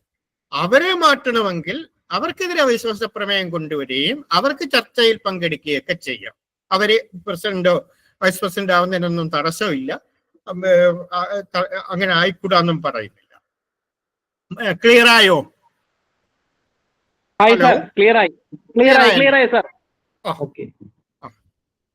കാര്യം നമുക്ക് ഒരു ഡൗട്ട് ഉണ്ട് സാറേ. ഇത് രണ്ടും നിങ്ങൾ ഭരണസമിതി വേറെ ജനറൽ ബോഡി വേറെ. ഭരണസമിതിയുടെ ഇതാണ് ഞാൻ ഇപ്പൊ പറഞ്ഞത്. ജനറൽ ബോഡി എന്ന് പറഞ്ഞാൽ നേരത്തെ ആദ്യം നമ്മൾ തുടക്കത്തിൽ പറഞ്ഞതുപോലെ അൾട്ടിമേറ്റ് അതോറിറ്റി ആണ് ജനറൽ ബോഡി. അപ്പൊ ജനറൽ ബോഡിയാണ് ഭരണസമിതിയെ തിരഞ്ഞെടുക്കുക. ആ തിരഞ്ഞെടുപ്പിന് ഭരണസമിതിയിലെ 3-4 പേര് വിചാരിച്ചാൽ അയോഗ്യരാക്കാൻ പറ്റില്ല. അവര് ഇരുന്ന സ്ഥാനത്ത് പ്രസിഡന്റിനെ എലക്ട് ചെയ്യുന്ന ജനറൽ ബോഡി അല്ല. പ്രസിഡന്റിനെ എലക്ട് ചെയ്യുന്നത് ഡയറക്ടർ ബോർഡാണ്, വൈസ് പ്രസിഡന്റിനെ എലക്ട് ചെയ്യുന്നത് ഡയറക്ടർ ബോർഡാണ്. അതുകൊണ്ടാണ് അവരെ റിമൂവ് ചെയ്യാനുള്ള അധികാരവും ആർക്കാണുള്ളത്? ഡയറക്ടർ ബോർഡിനാണ്. നമ്മൾ ഇത് ഇത് ചിന്തിച്ചാൽ മതി. നമ്മൾ അസംബ്ലിയിലേക്ക് നമ്മൾ MLA-മാരെ തിരഞ്ഞെടുക്കുന്നു. MLA-മാര് ചേർന്ന് ആണ് മന്ത്രിസഭയെ തിരഞ്ഞെടുക്കുന്നത്, മുഖ്യമന്ത്രിയും തിരഞ്ഞെടുക്കുന്നത്. അപ്പൊ ഇതിൽ ആരെ വേണോ മാറ്റാനുള്ള അധികാരം പിന്നെ ആർക്കാണുള്ളത്? MLA-മാർക്കാണുള്ളത്. മുഖ്യമന്ത്രിയെ മാറ്റാനോ ഇതായിട്ടുള്ള. അതേ സമയത്ത് തിരഞ്ഞെടുക്കപ്പെട്ട അംഗങ്ങൾക്ക് അവകാശമുണ്ടോ? അംഗങ്ങൾക്ക് നമ്മളിപ്പോ MLA-മാരെ തിരഞ്ഞെടുക്കും, അവർക്കിതില്ല. അതേപോലെ ജനറൽ ബോഡി ആരെ തിരഞ്ഞെടുക്കുന്നു? ബോർഡിനെ തിരഞ്ഞെടുക്കുന്നു. ആ ബോർഡ് പ്രസിഡന്റിനെ തിരഞ്ഞെടുക്കുന്നു. നാളെ പ്രസിഡന്റിനെ മാറ്റണം എന്നുണ്ടെങ്കിൽ ബോർഡാണ് പ്രസിഡന്റിനെ മാറ്റുന്നത്. അതിൽ 2 രീതിയിലാണ്. ഇത് വ്യക്തമായിട്ട് മനസ്സിലാക്കണം. കോപ്റ്റ് ചെയ്യുന്നവർക്ക് ഇതിൽ ഒരു ഇതുമില്ല. അതേസമയം പകുതി ടൈം കഴിഞ്ഞാൽ നോമിനേറ്റ് ചെയ്യുന്ന രണ്ടും ഇത് നോക്കണം. ഒന്ന് കോപ്റ്റ് ചെയ്യുക എന്ന് പറയും, മറ്റത് നോമിനേറ്റ് ചെയ്യുക. പകുതി ടൈം കഴിഞ്ഞാൽ നോമിനേറ്റ് ചെയ്യുകയാണ്. നോമിനേറ്റ് ചെയ്യുന്നവർക്ക് എല്ലാ അധികാരങ്ങളും തിരഞ്ഞെടുക്കപ്പെട്ട അതേ അധികാരം തന്നെ നോമിനേറ്റ് ചെയ്യുന്നുണ്ട്. കാര്യം അത് നോമിനേഷൻ കൊണ്ടുവന്ന വേറൊന്നിനുമല്ല, ഒരു ഇലക്ഷൻ നടത്തുന്ന ചിലവും കാര്യങ്ങളും. കാര്യം പകുതി ടൈം കഴിഞ്ഞു, പിന്നെ ഇനി വളരെ കുറച്ച് ടൈം മാത്രമേ ഉള്ളൂ. അപ്പൊ ആ ഒഴിവ് നികത്തുന്നതിന് അതിനു വേണ്ടിയിട്ടാണ് വീണ്ടും ഒരു ഇലക്ഷൻ നടത്തുന്ന സാങ്കേതിക ഇത് ഒഴിവാക്കാൻ വേണ്ടിയിട്ടാണ് നിയമത്തിൽ അങ്ങനെ ഒരു വ്യവസ്ഥ പിന്നീട് വന്നത്. ഇനി അടുത്തത് പ്രധാനപ്പെട്ട വേറൊരു ഇതാണ് 43B. 43B എന്ന് പറഞ്ഞാൽ president vice president handing of over charge. അതായത് പ്രസിഡന്റ് അല്ലെങ്കിൽ വൈസ് പ്രസിഡന്റ് അവര് ചാർജ് കൈമാറുന്നത് സംബന്ധിച്ച്. പ്രസിഡന്റ് എന്ന് പറഞ്ഞ ഒരു സംഘത്തിൽ സ്ഥിരം മിക്കവാറും പ്രസിഡന്റ് ആ സാന്നിധ്യം സംഘത്തിൽ സ്ഥിരമായിട്ട് വേണ്ടി വരും. കാര്യം സംഘത്തിന്റെ ബാങ്ക് അക്കൗണ്ടുകൾ കൈകാര്യം ചെയ്യുന്നത് ആരാണ്? സെക്രട്ടറിയും പ്രസിഡന്റുമാണ്. പ്രസിഡന്റിന്റെ ഒരു ഉത്തരവാദിത്വം എന്ന് പറഞ്ഞാൽ നാൾ വഴി പരിശോധിച്ച് ക്യാഷ് ബാലൻസ് സർട്ടിഫൈ ചെയ്യും. അപ്പോൾ പ്രസിഡന്റ് ഒരു നിശ്ചിത സമയത്തിൽ കൂടുതൽ സംഘത്തിൽ ഇല്ല എങ്കിൽ സംഘത്തിന്റെ പ്രവർത്തനത്തിനെ ബാധിക്കും. പ്രസിഡന്റ് 15 ദിവസത്തിൽ കൂടുതൽ ഇല്ല എങ്കിൽ പ്രസിഡന്റിന്റെ ചാർജ് വൈസ് പ്രസിഡന്റ് ഉണ്ടെങ്കിൽ വൈസ് പ്രസിഡന്റ് കൊടുക്കണം. വൈസ് പ്രസിഡന്റ് ഇല്ല എങ്കിൽ സംഘത്തിലെ ഒരു അംഗത്തിന് ചാർജ് കൊടുക്കുന്നതായിട്ട് ഭരണസമിതി തീരുമാനം എടുക്കണം. ഇനി വൈസ് പ്രസിഡന്റ് ആണില്ല, പ്രസിഡന്റ് ഉണ്ട്, വൈസ് പ്രസിഡന്റ് ആണില്ലെങ്കിൽ വൈസ് പ്രസിഡന്റ് സാധാരണ പ്രസിഡന്റ് അസാന്നിധ്യത്തിൽ മാത്രമേ വൈസ് പ്രസിഡന്റ് ഇത് വരുന്നുള്ളൂ. എന്നാലും ഒരാളിന് വൈസ് പ്രസിഡന്റ് ചാർജ് കൊടുക്കണം. ഇനി പ്രസിഡന്റ് ചാർജ് കൊടുത്തില്ല എങ്കിൽ 15 ദിവസം മുമ്പായിട്ട് പ്രസിഡന്റ് പോയി കഴിഞ്ഞാൽ സംഘത്തില് ഒരു അംഗത്തിന് ചാർജ് കൊടുത്തതായിട്ട് കണക്കാക്കാം എന്നാണ് 43B പറയുന്നത്. അതായത് സംഘത്തിന്റെ ഡേ ടു ഡേ ഫംഗ്ഷന് ഒരു തടസ്സവും വരാത്ത രീതി, അതായത് സംഘപ്രവർത്തനത്തിന് അതിന്റെ ദൈനംദിന പ്രവർത്തനത്തിനും ഒരു തടസ്സവും വരരുത്. ചിലപ്പോൾ പ്രസിഡന്റ് അത്യാവശ്യമായിട്ടായിരിക്കും പോയത്, ഫോണിൽ വിളിച്ചു പറഞ്ഞ് അല്ലെങ്കിൽ സെക്രട്ടറിയെ വിളിച്ചു പറഞ്ഞ് ഒരു എമർജൻസി ആയിട്ട് പോയി. അപ്പൊ അങ്ങനെ വരുമ്പോൾ അടുത്ത ഭരണസമിതി പ്രസിഡന്റ് അസാന്നിധ്യത്തിൽ ആണെങ്കിൽ കൂടിയിട്ട് അതില് ഒരാളിന് പ്രസിഡന്റ് വരുന്നത് വരെ പ്രസിഡന്റ് ചാർജ് കൊടുക്കാം. അങ്ങനെ വേണം. മുമ്പ് അത് നിയമത്തിൽ നിർബന്ധമില്ലായിരുന്നു, ഇപ്പോൾ അത് നിയമത്തിൽ നിർബന്ധമാക്കിയിട്ടുണ്ട്. Rule 43B. അതായത് അത് ഇതിലൊരു ഇതെന്ന് പറഞ്ഞാൽ കണ്ടിന്യൂസ്ലി ഫോർ 15 days. അപ്പൊ അവിടുന്ന് ഒരു ക്വസ്റ്റ്യൻ വരാം. കാര്യം പ്രസിഡന്റ് എത്ര ദിവസത്തിൽ കൂടുതൽ ആബ്സെന്റ് ആവുകയാണെങ്കിലാണ് ചാർജ് കൈമാറേണ്ടത്? 15 ദിവസം. അല്ലെങ്കിൽ ഇതിന്റെ ചട്ടം ഏതാണ്? ചട്ടം 43B ആണ്. ഇങ്ങനെയുള്ള ക്വസ്റ്റ്യൻസ്, അതായത് നമ്മുടെ ക്വസ്റ്റ്യൻസ് വരുന്നത് എപ്പോഴും മുമ്പ് അങ്ങനെ അല്ലായിരുന്നു. പ്രധാനപ്പെട്ട കുറെ കാര്യങ്ങൾ പഠിച്ചു കഴിഞ്ഞാൽ നമുക്ക് ഒരു എക്സാം പാസ്സാവാം. പക്ഷെ ഇന്ന് ഇപ്പൊ പലയിടത്തും, അതായത് ഇപ്പൊ ഈ അടുത്ത കാലത്ത് നടന്ന കോപ്പറേറ്റീവ് ഇൻസ്പെക്ടർ പരീക്ഷയുടെ ക്വസ്റ്റ്യൻസ് പോലും വളരെ അപ്രധാനപ്പെട്ട മേഖലകളിൽ നിന്ന് പോലും ക്വസ്റ്റ്യൻസ് ഉണ്ടായിരുന്നു. നമ്മൾ വരില്ല എന്ന് വിചാരിക്കുന്നിടത്തു നിന്നായിരിക്കും ക്വസ്റ്റ്യൻ വരുന്നത്. അതായത് ക്വസ്റ്റ്യൻ ഇടുന്ന ആളിന് അദ്ദേഹം ഏത് മേഖലയിൽ നിന്ന് വേണം, അതായത് നമ്മൾ എത്ര ക്വസ്റ്റ്യൻ ചെയ്തു എന്നുള്ളതല്ല, എത്ര ക്വസ്റ്റ്യൻ ആൻസർ ചെയ്യാതിരിക്കുക എന്നുള്ളതാണ് അവർ നോക്കുന്നത്. അതായത് എല്ലാവരും ഒരേ മാർക്ക് കൂടുതൽ വാങ്ങിച്ചാൽ അതില് ഒരു ഇത് ആണ് ഇപ്പോഴത്തെ ഒരു രീതി ആയിട്ട് കണ്ടുവരുന്നത്. കാരണം പല ക്വസ്റ്റ്യൻസും ഞാൻ നോക്കിയപ്പോൾ മുമ്പ് അങ്ങനെയല്ല. കുറെ ആക്ടിന്റെ പ്രധാനപ്പെട്ട പ്രൊവിഷൻസും അക്കൗണ്ടൻസി ഇതെല്ലാം പഠിക്കുകയാണെങ്കിൽ നമുക്ക് ഏത് എക്സാമും നമുക്ക് കയറി പറ്റാൻ പറ്റും. പക്ഷെ ഇപ്പൊ അതല്ല. ഞാൻ നേരത്തെ പറഞ്ഞ പോലെ ചാപ്റ്റർ വരെ ചോദിച്ചിട്ടുണ്ട്. അതായത് ആക്ടിലെ ചാപ്റ്റർ വരെ ഈ റിക്രൂട്ട്മെന്റ്, അത് നിങ്ങളുടെ പരീക്ഷയല്ല, ക്വാളിഫയിങ് എക്സാമിനേഷൻ അല്ല, സഹകരണ സംഘങ്ങളിൽ ജൂനിയർ ക്ലർക്കിന് മുകളിൽ നടത്തുന്ന റിട്ടേൺ പരീക്ഷയ്ക്ക് ഈ ഒരു ക്വസ്റ്റ്യൻ ചോദിച്ചിട്ടുണ്ട്. ഈ ഇന്ന ചാപ്റ്ററിൽ ഇന്ന വ്യവസ്ഥ എന്നുള്ള രീതി. അപ്പൊ രാജസാർ അത് ഡീറ്റെയിൽ ആയിട്ട് മറ്റ് ചാപ്റ്ററുകളുടെ കാര്യങ്ങൾ പറയും. അപ്പൊ ഇതെന്ന് പറയുന്നത് ഞാൻ നേരത്തെ പറഞ്ഞത് ചാപ്റ്റർ 4 വരുന്നത്. മൊത്തം ആക്ടിൽ എത്ര ചാപ്റ്റർ ഉണ്ട്? 16 ചാപ്റ്റർ. 16 ചാപ്റ്റർ ആക്ടിലും റൂളില് 15 ചാപ്റ്ററാണ് ഉള്ളത്. അതെ, റൂളിൽ ഒന്ന് കുറവെന്ന് പറയുന്നത് ആക്ടിലെ 16ാമത്തെ ചാപ്റ്റർ എന്ന് പറഞ്ഞാൽ ഒഫൻസസ് ആൻഡ് പെനാൽറ്റീസ്. ആണ്. അപ്പൊ അത് അതിൽ തന്നെ ഇത്ര ഇന്ന ഒഫൻസിന് ഇത്ര രൂപ പെനാൽറ്റി കൊടുക്കുന്നെന്ന് പറയുന്നത് കൊണ്ട് അത് റൂളിന്റെ ആവശ്യമില്ല. ഇപ്പൊ നമ്മുടെ ഈ section 20 management of cooperative societies എന്ന് പറയുന്നത് ചാപ്റ്റർ 4 റൂളും ആ അതേ രീതിയാണ് ചാപ്റ്റർ 4. ആക്ടില് ചാപ്റ്റർ 4 റൂളില് ചാപ്റ്റർ 4. ആക്ടിലെ ചാപ്റ്റർ 4 സെക്ഷൻ 27 മുതൽ 34 വരെയും റൂളിലെ ചാപ്റ്റർ 4 29 മുതൽ 50 വരെയുമാണ് വരുന്നത്. അപ്പം ഞാൻ ഇന്ന് പറഞ്ഞത് section 27, section rule 34, representative general ബോഡിയിലെ മിനിമം മെമ്പേഴ്സ് 50, മാക്സിമം 500, അത് including board director board members. Representative general ബോഡിയുടെ കാലാവധി എന്ന് പറയുന്നത് 5 വർഷം. അത് ഭരണസമിതിയുടെ കാലാവധിയോട് അതുമായിട്ട് ചേർന്നായിരിക്കും. അതായത് ഭരണസമിതിയുടെ ഇലക്ഷനും റെപ്രസെന്റേറ്റീവ് ജനറൽ ബോഡിയുടെ ഇലക്ഷനും എപ്പോഴും ഒരേ ദിവസമായിരിക്കും. റെപ്രസെന്റേറ്റീവ് ജനറൽ ബോഡി എല്ലായിടത്തും ഇല്ല. അത് നേരത്തെ പറഞ്ഞതുപോലെ ഒരു താലൂക്കിൽ കൂടുതൽ പ്രവർത്തന പരിധിയിലുള്ളതും ഇപ്പം നമ്മുടെ റൂളില് 1000 പേരെന്നാണ്. പക്ഷെ സാധാരണ ഒരു റെപ്രസെന്റേറ്റീവ് ജനറൽ ബോഡി സാധാരണ ചെയ്യുന്നത് ഒരു 30,000-40,000 പേരിൽ കൂടുതൽ ഉണ്ടെങ്കിൽ ഒരു ജനറൽ ബോഡി മീറ്റിംഗ് അവരെ വെച്ച് നടത്താൻ പറ്റൂല. അപ്പൊ അങ്ങനെയുള്ള അവസരത്തിലാണ് 40,000 പേരിൽ കൂടുതൽ 30,000-40,000 പേരിൽ കൂടുതലുള്ള സംഘങ്ങളിലാണ് റെപ്രസെന്റേറ്റീവ് ജനറൽ ബോഡി ഉള്ളത്. അത് നിർബന്ധവും അല്ല. റെപ്രസെന്റേറ്റീവ് ജനറൽ ബോഡി എല്ലാ സംഘങ്ങളിലും വേണമെന്നൊരു നിർബന്ധവും ഇല്ല. അത് ആ സംഘത്തിന്റെ ഭരണസമിതിയുടെ ഇതാണ്, അല്ലെങ്കിൽ പൊതുയോഗത്തിന്റെ കാഴ്ചപ്പാടാണ്.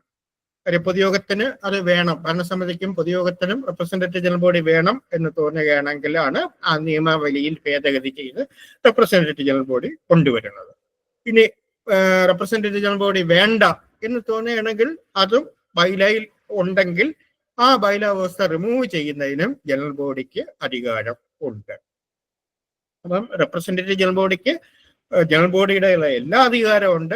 2 അധികാരം ഒഴിച്ച്, ഒന്ന് election to the managing committee. Managing കമ്മിറ്റിയിലേക്കുള്ള തെരഞ്ഞെടുപ്പ് നടത്തുന്നതിന് റെപ്രസെന്റേറ്റീവ് ജനറൽ ബോഡിക്ക് അധികാരമില്ല.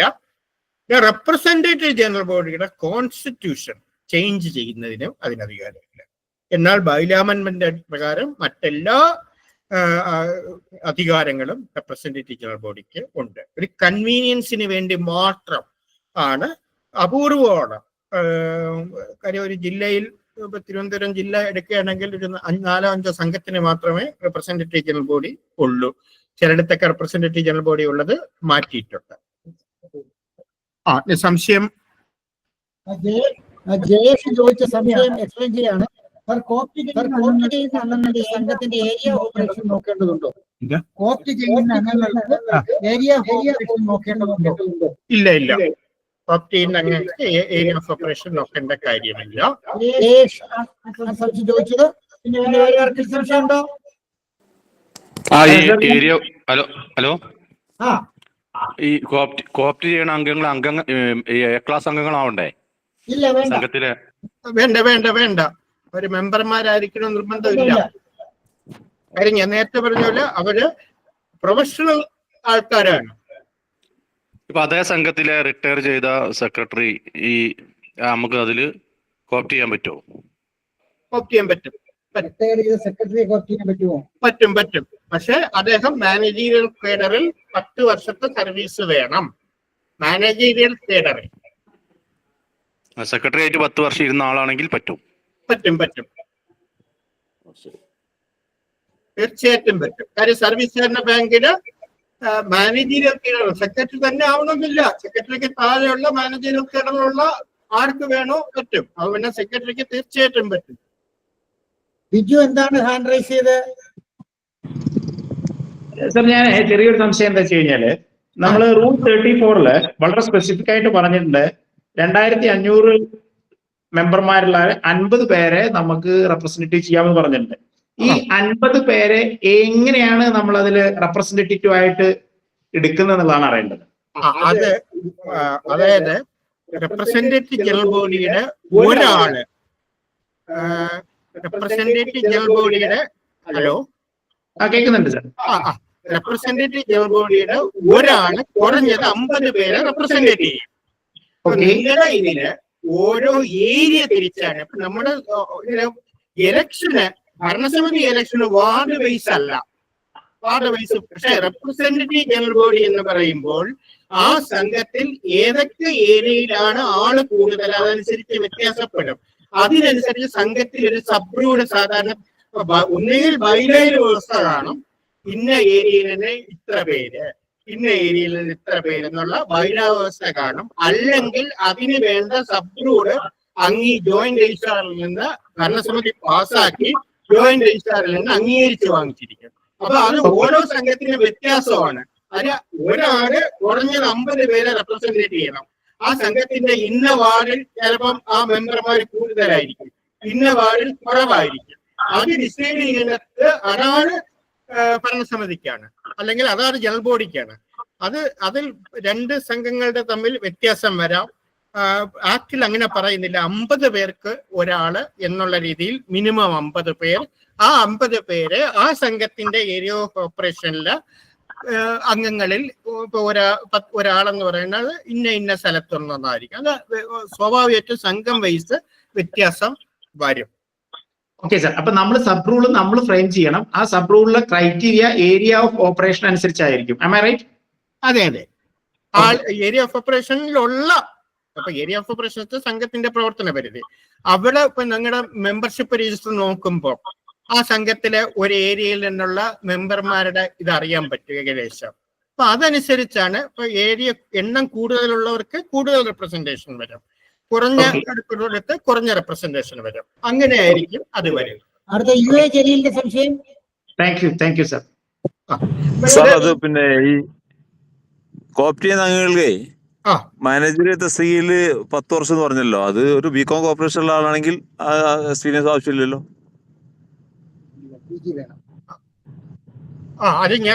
അത് സംശയം ഇത് ക്ലാരിഫൈ ചെയ്യുന്നത് നമുക്ക് കുറച്ചും കൂടെ അടുത്ത ഇലക്ഷന്റെ ഒരു ഇത് വരുമ്പോ അത് ഞാൻ ഒന്നും കൂടെ ഈ സംശയം ഞാൻ നോട്ട് ചെയ്തിട്ടുണ്ട്. അപ്പൊ അത് വരാം. കാര്യം 2 ഇതുണ്ട്. അർബൻ ബാങ്കിന്റെ ഇതും കൂടെ ഞാൻ ഒന്നിച്ചാണ് പറഞ്ഞു പോയത്. അപ്പൊ ഇലക്ഷന്റെ ഇത് വരുമ്പോഴത്തേക്കിന് ഞാനത് കൂടുതലായിട്ട് ഇറങ്ങരുത്. ചെറിയ അനൗൺസ്മെന്റ് ഉണ്ട്. ക്ലാസ് കഴിഞ്ഞു. അടുത്ത ക്ലാസ് കഴിഞ്ഞു. പിന്നെ എനിക്കൊരു അഭിപ്രായം പറയാനുള്ളത്, ഇപ്പൊ എന്റെ ക്ലാസ്സില് എന്തെങ്കിലും നിങ്ങൾക്ക് മനസ്സിലാവാതെയോ അല്ലെങ്കിൽ ക്ലാസ് കുറച്ചും കൂടെ മെച്ചപ്പെടുത്തണമെന്നുണ്ടെങ്കിലോ അപ്പൊ നിങ്ങളുടെ സത്യസന്ധമായ അഭിപ്രായം ഇതിന്റെ ആൾക്കാരെ അറിയിക്കണം. കാര്യം ക്ലാസ് കുറച്ചും കൂടെ മെച്ചപ്പെടുത്താൻ പറ്റുന്ന കാര്യങ്ങൾ ഞങ്ങൾ ശ്രദ്ധിക്കുന്നതായിരിക്കും. നോട്ട്സിനെ സംബന്ധിച്ചും കാര്യം നോട്ട്സ് ഏതെല്ലാം കാര്യങ്ങളിൽ പ്രയോറിറ്റി വേണം എന്നുള്ള കാര്യങ്ങളും കൂടെ. പിന്നെ ഒന്നും കൂടെ ക്ലാസ് ഇപ്പൊ നിൽക്കുകയാണ്. അതിനു മുമ്പ് ഒന്നും കൂടെ പറയാനുള്ളത്, ഇന്ന് എടുത്ത നോട്ട് നിങ്ങൾ ഇന്നല്ലെങ്കിൽ നാളെ പ്രിന്റ് എടുത്തിരിക്കണം. പ്രിന്റ് എടുത്ത് നിങ്ങൾ നോക്കണം. ഈ കാര്യം എന്ന് വെച്ചാൽ പറഞ്ഞു പോകുമ്പോൾ എളുപ്പമാണ്, പക്ഷെ സെക്ഷനും റൂളും എല്ലാം കൂടെ അവിയൽ പോലെ മാറും. അത് കാര്യം ഇനി അടുത്ത വരുമ്പോ ഇലക്ഷൻ വരെയാണ്. ഇലക്ഷൻ ഒരുപാട് ഷോർട്ട് ക്വസ്റ്റ്യൻസ് വരും. ഇലക്ഷന്റെ ഇത് വരുമ്പോഴത്തേക്കിന് ഓരോ ഫോംസ് ഉണ്ട്, ആ ഫോംസിന്റെ നമ്പർ ഉണ്ട്. ഇതെല്ലാം നിങ്ങളുടെ ബൈ ഹാർട്ട് ആയിരിക്കണം. അതൊക്കെ ക്വസ്റ്റ്യന് വരുന്നതാണ്. അപ്പം അത് നിങ്ങൾ ഇന്ന് പഠിച്ച നാളെ തന്നെ പഠിക്കുകയും വേണം. ഇതെല്ലാം കഴിഞ്ഞിട്ട് ഈ 100 ക്വസ്റ്റ്യനും കൂടെ കഴിഞ്ഞാൽ നിങ്ങൾക്ക് ഇടുന്ന എക്സാമിനേഷൻ നിങ്ങൾ ഇതിൽ നിന്ന് എല്ലാം കറക്റ്റായിട്ട് എഴുതിയിരിക്കണം. എന്നാൽ മാത്രമേ എൻ്റെ ക്ലാസ് സാറ്റിസ്ഫൈഡ് ആണെന്ന് എനിക്ക് ബോധ്യം വരുള്ളൂ. അപ്പം ഗുഡ് ബൈ. നമുക്ക് അടുത്ത ക്ലാസ്സിൽ കാണാം. ചെറിയ ഡൗട്ട് ചോദിക്കാനുണ്ട്. ഇന്ന് അറ്റൻഡൻസ് മാർക്ക് ചെയ്യുന്നതിൽ ബെന്നി കയറിയായിരുന്നോ? സാറേ കേൾക്കുന്നില്ല. സാറേ ക്ലിയർ ആവുന്നില്ല. ക്ലിയർ ആക്കാം. ഇന്ന് ബെന്നി കയറിയായിരുന്നോ?